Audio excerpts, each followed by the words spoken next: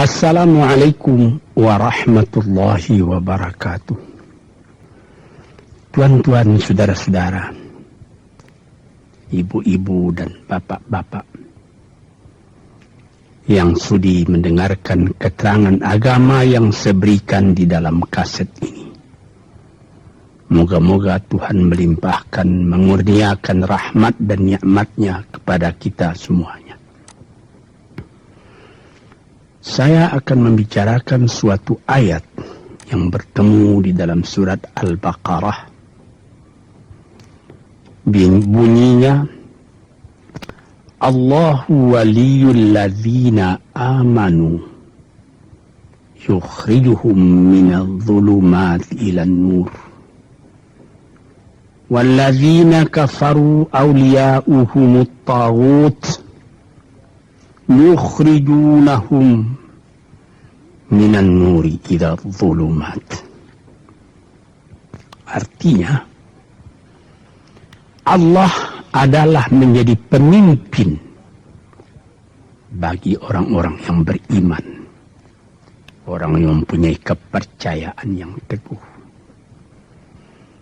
Dan Allah, apabila orang itu telah betul-betul menganggap Allah menjadi pemimpinnya, Allah pun menjamin mengeluarkannya daripada gelap gulita kepada terang benderang.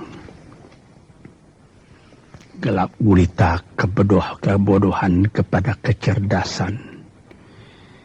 Gelap gulita kehidupan tak tentu arah kepada tujuan yang sejati. Sebaliknya, orang yang kafir yang tidak percaya kepada Allah, maka sebaliknya yang terjadi, daripada terang benderang, dia akan dipimpin oleh taghut, oleh kekuasaan-kekuasaan yang bukan bersandar kepada Allah. Dan yang demikianlah yang akan mengeluarkannya daripada terang benderang kembali ke dalam gelap gulita. Oleh sebab itu, rohani manusia itu adalah melalui di antara gelap dan terang kehidupan itu, di antara terang dan gelap kehidupan. Kalau sekiranya jasmani kita, kalau sekiranya badan kita yang lahir ini diberi cahaya oleh matahari yang terbit di waktu pagi, yang terbenam di waktu sore, rohani kita pun diberi juga terang oleh suatu yang lebih terang dari matahari, yaitu petunjuk dan hidayat Tuhan. Di dalam Al-Quran, Tuhan memberikan bujukan, memberikan jiwa besar kepada orang-orang yang beriman itu. Tuhan bersabda, La tahinu wa la tahzanu wa antumul a'launa in kuntum mu'minin. Engkau ini adalah orang yang tinggi kalau engkau tetap memegang kepercayaan kepada Allah Subhanahu wa ta'ala. Di dalam perjuangan hidup di dunia ini, perjuangan antara yang hak dengan yang batil, antara gelap dengan terang, antara keyakinan dan keraguan, manusia berjalan di sekitar itu. Di kiri dan di kanan kita berjumpalah gelap dan terang itu. Maka diberilah pedoman manusia tadi. Apa pedoman? Walaupun bagaimana hebatnya, geloranya, tofannya, halim bubunya, ombaknya dan gelombangnya kehidupan itu, manusia mesti teguh berpegang kepada iman. Sebab kehidupan di dunia itu menurut peraturannya ialah tidak ada yang tetap. Yang tetap itu ialah berubah. Berubah itulah ketetapan yang ada dalam dunia. Panas sangat terik, benar, nanti akan hujan. Hujan sangat lebat, benar, nanti akan panas. Di suatu tempat terjadi hujan yang lebat, berhari-hari timbul banjir. Ya, banjir itu tidak tiap hari, nanti dia kering lagi.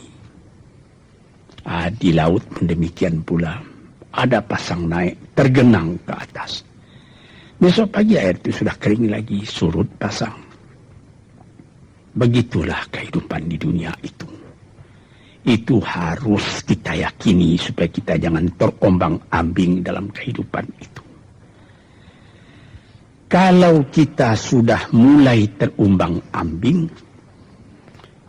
tahu-tahu walaupun bagaimana terangnya hari, gelap timbul dalam jiwa kita sendiri. Walaupun panas terik, kita berhujan. Hujan oleh keringat kita sendiri. Jadi yang penting di sini menjaga hati itu. Sampai Rasulullah Nabi kita Muhammad sallallahu alaihi wasallam, inna fil jasadi mudghatan, di dalam tubuh manusia itu ada suatu bekuan darah. Idza salahat salahal jasadu kulluhu wa idza fasadat fasadal jasadu kulluhu. Kalau ini segumpal daging baik, seluruh badan jadi baik. Kalau dia rusak, seluruh badan jadi rusak. Apakah itu? Hati. Hati. Kendali terletak dalam hati kita. Hati artinya penuh. Bukan saja berarti pada daging, tapi pada hati dari hati, isi dari hati, atau juga akal kita. Sebab itu, maka kalau satu waktu saya pernah mengajarkan doa yang mengandung 8 sifat-sifat lemah menghilangkan kemerdekaan manusia. Hari ini saya pun akan mengajarkan doa yang diajarkan juga oleh Nabi. Bagaimana menjaga hati tadi. Di situ dalam doa itu ada tersebut 4 perkara. Apa disebut? Allahumma inni a'udzubika min qalbin la yakhsha'u wa min ilmin la yanfa'u wa min nafsin la tashba'u wa min du'a illa yusma'u.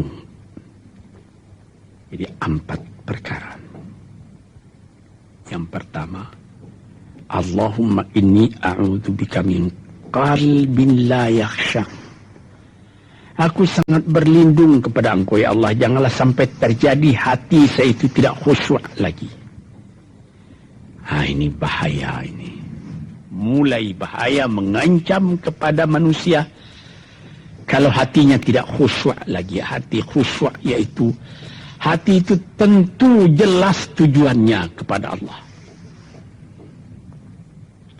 Allah menjadi pegangannya. Allah menjadi bentengnya. Allah menjadi ingatannya. Allah menjadi tujuannya. Dan kepada Allah dia kalau sembahyang menghadapkan diri, menghadapkan hati, maka permohonan kita yang pertama kepada Tuhan, ya Tuhanku, janganlah sampai hati saya ini tidak khusyuk lagi. Sebagai orang Islam, kita sembahyang 5 waktu. Di dalam Al-Quran dikatakan sembahyang itu ialah khusyuk, terpadu ingatan kepada Tuhan. Tapi kalau kita sudah, hati itu sudah mulai ditumbuhi penyakit, walaupun sembahyang, mulai sejak Allahu Akbar, pikiran sudah menjalar kepada yang lain. Piutang belum menerima, utang belum terbayar, makanan belum masak, macam-macam lah yang teringat. Padahal kita dalam sembahyang. Ini apa arti sembahyang tadi lagi? Ini sudah mulai berbahaya ini. Banyak orang yang tidak meninggalkan sembahyang, tapi tidak ada bekas dari sembahyang itu kepada kehidupannya. Di dalam sembahyang kita baca inna salati wa nusuki wa mahyaya wa mamati lillahi rabbil alamin. Sesungguhnya sembahyangku dan ibadatku dan hidupku dan matiku sama sekali terserah kepada Allah. Ini dirasakan dalam hati, bukan cuma disebut di dalam mulut. Sebagaimana dikatakan, bukan jadi lip service sebagai seput tangan penggosok-gosok mulut, bukan begitu. Yang dari hati. Kalau sudah dari hati yang khusyuk, ini berbekas kepada kehidupan. Aku tak takut menghadapi segala keadaan dalam hidup, sebab hatiku bertali dengan Tuhan. Dari Tuhan aku datang, kepada Tuhan aku akan kembali. Ini namanya hati yang khusyuk. Tapi kalau sekiranya bacaan tetap fasih, tapi tidak ada lagi dari hati, melainkan rutin saja. Mayang 5 waktu sehari semalam, tapi tidak merubah kepada perangai, tandanya sembahyang tadi tidak khusyuk. Ini yang pertama kita minta kepada Tuhan. Janganlah sampai kita mempunyai hati yang tidak khusyuk, hati yang tidak teringat kepada Allah. Kalau hati tidak ingat lagi kepada Allah, maka segala pekerjaan yang terlarang sudah ringan saja kita mengerjakan. Menipu, berdusta, membujuk orang lain mengerjakan perbuatan yang salah, mencela, memaki. Itu karena tidak ingat kepada Allah, cuma ingat kepada diri sendiri saja. Ini yang pertama. Yang kedua dikatakan, wa min ilmin la yanfa'. Dan aku berlindung kepada Engkau ya Allah daripada ilmu yang tidak memberi manfaat. Padahal disebutkan oleh ahli-ahli, ilmu yang memberi manfaat itu membawa manusia kepada iman. Al-ilmu yad'u ilal iman. Ilmu itu membawa manusia kepada iman. Sekarang sudah ilmu banyak, tapi tidak membawa kepada iman, melainkan membawa kepada celaka. Sudah maju kepandaian orang, ilmu, pengetahuan orang, teknologi orang, sains orang, knowledge orang, dan segala macamnya. Tapi tidak ada manfaatnya kepada manusia. Cuma bahaya karena ilmu tadi yang datang kepada manusia. Sebagaimana ilmu manusia di abad ke-20 yang sangat penting, yaitu tentang tenaga atom. Maka timbullah bom atom, bom hidrogen, nuklir. Sehingga manusia diancam sekarang ini oleh bahaya atom itu di mana-mana. Apabila kita lihat di televisi bagaimana mengadakan demonstrasi di Australia, di Jerman Barat, di tempat-tempat yang lain, melihat bagaimana bahaya atom itu kalau terjadi perang dunia yang ketiga. Ya Rabbi ya Karim, bom atom yang jatuh di Hiroshima itu belum ada artinya dibandingkan dengan bom yang sekarang, yang sedang disimpan oleh kerajaan-kerajaan, oleh negara-negara besar untuk menghancurkan. Ini ilmu ini. Tetapi ilmu yang membawa bahaya, bukan saja tidak memberi manfaat, bahkan memberi bahaya. Di sini terasa oleh kita bahwa ilmu yang ada itu pun mesti dikembalikan atau dikendalikan oleh iman. Kalau tidak, maka nyawa manusia ini akan dipandang sebagai sampah saja. Dijatuhkan satu bom hidrogen ke dalam kota Jakarta ini, na'udzubillahi min dzalik.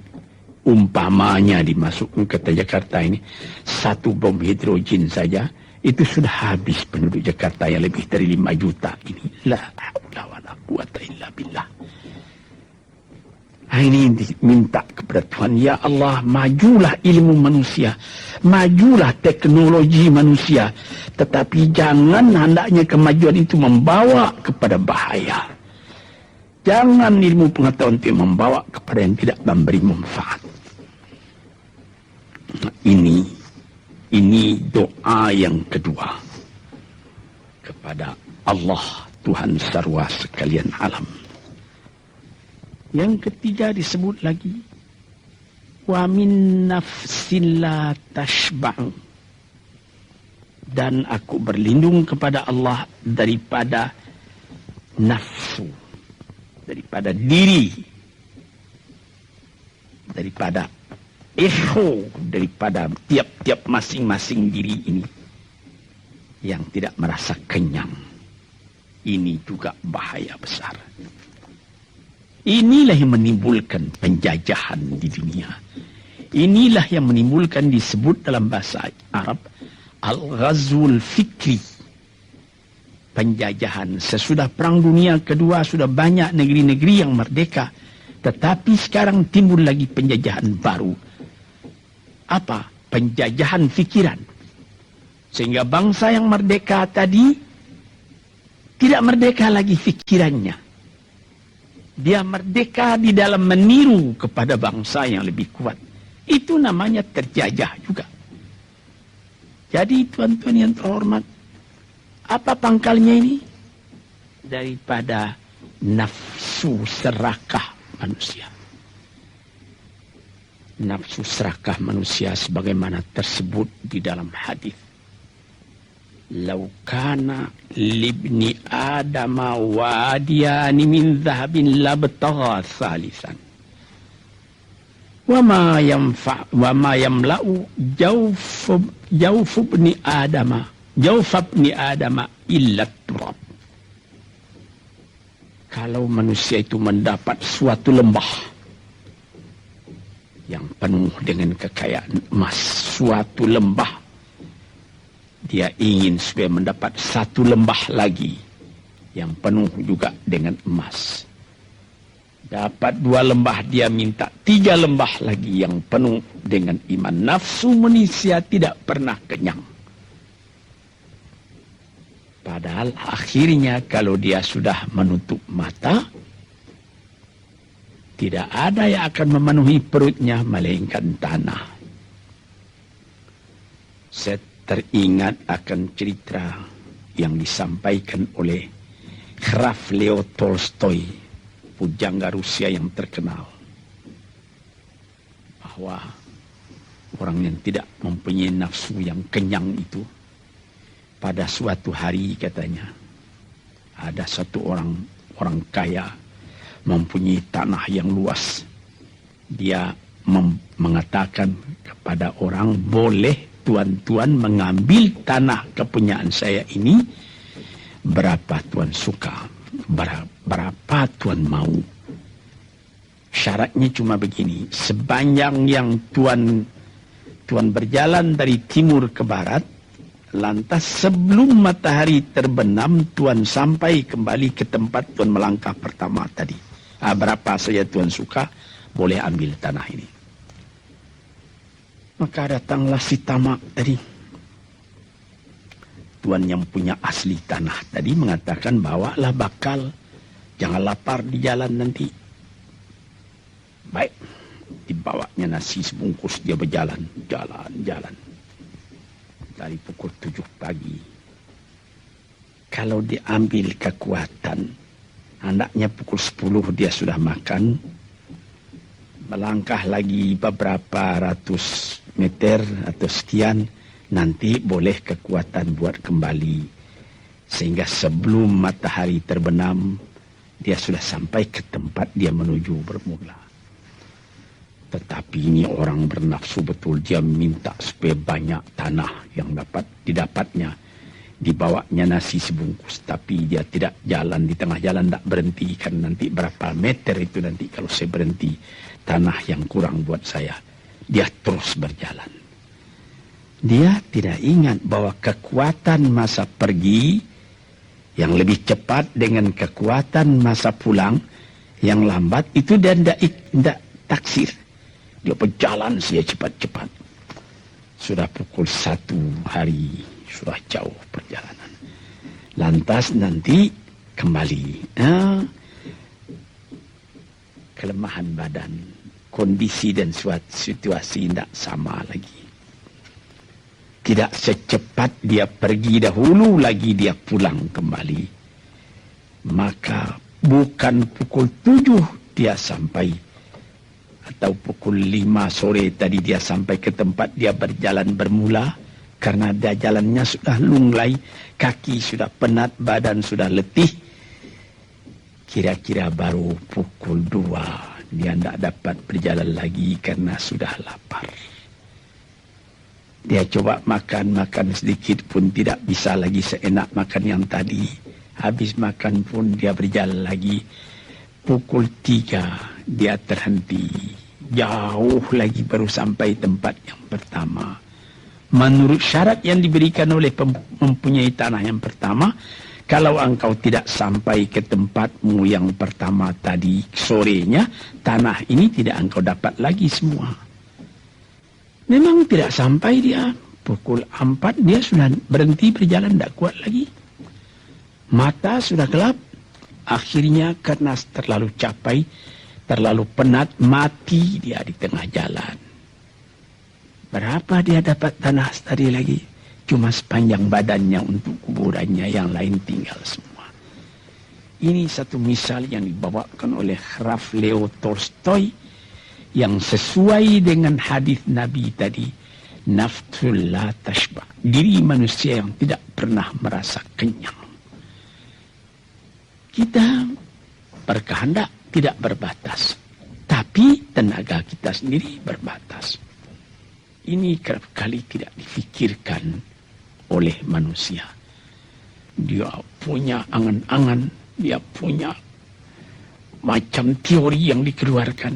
Dia lupa bahwa nanti tenaganya itu akan terbatas karena sakit, karena lapar, karena tua. Sebagaimana pepatah dari nenek moyang kita, tanda-tanda dikirimkan lebih dulu bahwa kita tidak akan lama lagi di sini. Apa? Rambut,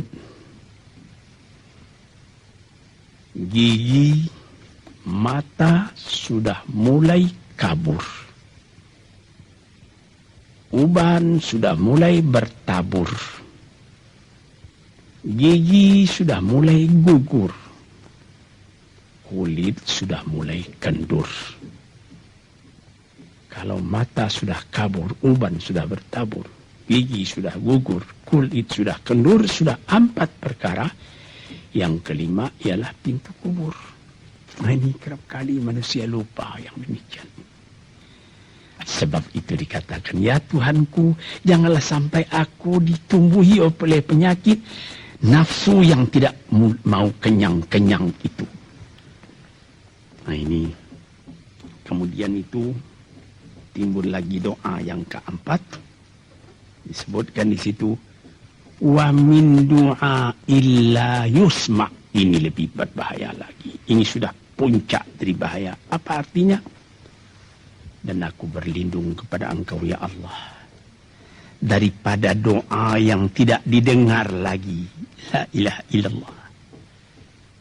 Mendoa, ya Allah, kasih aku ini, kasih aku kesempatan, tapi tidak didengar lagi. Tuan-tuan, para pendengar kasetku yang tercinta, ada tersebut dalam hadis Nabi, wa malbasuhu haramun, wa mashrabuhu haramun, wa ghudhiya bil haram. Ya Rabb, ya Rabb, fa'anna yustajabulah. Ash'asa, aghbara. Badan sudah penuh dengan kotoran, penuh debu.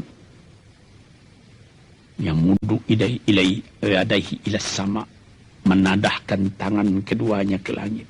Ya Rabbu, ya Rabbu, ya Tuhanku, tolong aku, ya Allah, bela aku. Padahal yang dimakan haram, yang diminum haram, dibesarkan dengan yang haram. Fana yustajabulah. Dengan jalan apa Allah Ta'ala akan mengabulkan doa itu? Badan kotor menghadap kepada yang bersih, meminta diberi kebersihan. Bagaimana caranya? Tuan-tuan yang terhormat, pernah dalam Quran Tuhan mengatakan, la yanzuru ilaihi wa la yukallimuhum Allah wa la yanzuru ilaihi. Allah tak mau mengajak dia bercakap dan Allah tidak memandang kepada dia. Saya sendiri dengan segala kerendahan hati mengatakan bagaimana beratnya kita bertemu dengan seorang orang besar. Lalu dia mengulurkan tangan kepada kita. Tapi mata kita tidak dilihatnya. Sengsara rasanya. Bagaimana dengan Tuhan kalau Tuhan tak mau melihat kita? Nah, sebab itu para pembaca, pendengar kaset yang tercinta, berdoalah kepada Tuhan supaya hati kita selalu terbuka. Jangan sampai kita mempunyai hati yang tidak khusyuk, ilmu yang tidak memberi manfaat, jiwa yang tidak pernah kenyang, dan doa yang tidak didengar. Ya Allah, dengarkan doa kami dan tunjukkan kepada kami jalan yang benar dan beri kami terang dalam kehidupan ini. Yang keempat ialah wa min du'a illa yusma'. Dan aku berlindung kepada Engkau ya Allah, jangan sampai doaku tidak terdengar, tidak didengar oleh Tuhan. Sebagaimana kita tahu, doa itu adalah mukhul ibadah, tulang sumsum daripada ibadat kita sendiri kepada Tuhan. Segala perbuatan kita patrikan dengan doa, dengan harapan mudah-mudahan diizinkan oleh Allah. Disampaikan maksud kita, macam-macam yang kita minta kepada Tuhan. Tapi kalau doa itu sudah tak diperdulikan lagi oleh Tuhan, apa celaka kita, apa daya kita, apa upaya kita? Di sini kita melihat apa sebab maka doa tidak didengar oleh Tuhan, tidak diperkenankan oleh Tuhan. Tentu saja bukan dari salah Tuhan, melainkan dari salah kita sendiri. Di dalam Al-Quran dikatakan, iyyaka na'budu wa iyyaka nasta'in. Al-Fatihah tersebut, kepada Engkaulah kami menyembah, ya Allah, dan kepada Engkau kami minta tolong. Tapi dengan tidak sadar, kerap kali kita berbuat terbalik. Iyyaka nasta'in wa iyyaka na'budu, kepada Engkau kami minta tolong, lalu kepada Engkau kami menyembah. Minta tolong dulu baru menyembah. Minta tolong banyak-banyak tapi terima kasih tidak ada. Tentu saja tidak didengar oleh Tuhan. Di dalam satu hadis tersebut, Asy'atha ar-rabbara yamuddu yadaihi ila samai ya Rabbu ya Rabbu, wa mat'amuhu haramun wa mashrabuhu haramun wa malbasuhu haramun wa ghudhiya bil haram fa anna yustajabulah. Badan sudah kotor, sudah berkerunyut, kesusahan, kegelisahan kehidupan terbayang kepada tubuh sendiri. Lalu menadahkan tangan ke langit meminta kepada Allah, ya Tuhanku, ya Tuhanku. Bagaimana Tuhan bisa mengabulkan? Dengan pikiran yang kotor engkau menghadap kepada Tuhan. Kalau tidak terkabul, jangan Tuhan yang disalahi. Hatimu sendirilah salah. Apa yang engkau perbuat dalam kehidupan ini? Di mana terdesak engkau ingat kepada Tuhan. Di zaman kesenangan engkau lupakan Tuhan. Di dalam mendapat percobaan engkau merengek mengadu kepada Tuhan. Jiwa yang seperti ini janganlah sampai timbul pada diri kita sendiri. Saya sudah mengalami apabila saya berhadapan-hadapan dengan orang besar. Saya ingin dia menghadapkan matanya kepada saya. Apa kabar saudara? Kabar baik. Dia lihat mata saya lihat mata dia. Tapi kalau ketika dia bersalam dengan saya, dia melihat kepada orang lain, bukan main sakit hati saya. Apa salah saya maka dia begitu? Mengapa tidak saya yang dipandang? Sedangkan dengan sesama manusia lagi begitu perasaan kita. Bagaimana dengan Tuhan? La yanzuru ilaihim wa la yukallimuhum.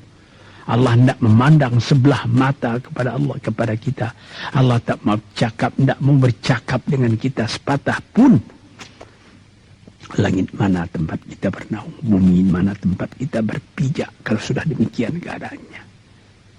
Nah, ini yang dijaga tuan-tuan yang terhormat dalam doa keempatnya itu. Hati janganlah sampai tidak khusyuk. Ilmu janganlah sampai tidak memberi manfaat. Nafsu janganlah sampai tidak kenyang. Dan doa janganlah sampai tidak didengar. Saudara-saudara, moga-moga Allah memberikan kepada kita hati yang terang. Sebagaimana ayat yang mula-mula saya sebut tadi. Allahu waliyul ladzina amanu yukhrijuhum minadh-dhulumati alan nur. Allah lah jadi pemimpin bagi orang yang beriman. Sehingga dari gelap gulita dibawa dia oleh Tuhan kepada terang benderang. Walladzina kafaru, tetapi orang-orang yang sudah tidak ada kepercayaannya kepada Tuhan. Auliya'uhumut taghut, yang menjadi pemimpinnya bukan Tuhan tapi setan. Dia akan membawa orang itu daripada terang benderang ke dalam gelap gulita. Kita jadi meraba-raba dalam gelap kehidupan. Dalam meraba-raba itu masih ragu entah kemana akan pergi. Maut pun datang. Gelap selalu. Di dunia gelap, di akhirat pun gelap. Na'udzubillahi min dzalik. Hadirin yang terhormat, para peminat kaset ini, moga-moga semuanya ini menjadi kenang-kenangan kepada Tuhan di dalam perjalanan yang jauh, di dalam keistirahatan hidup, sehingga mendapat ketetapan hati dan tumakninah. Assalamualaikum warahmatullahi wabarakatuh.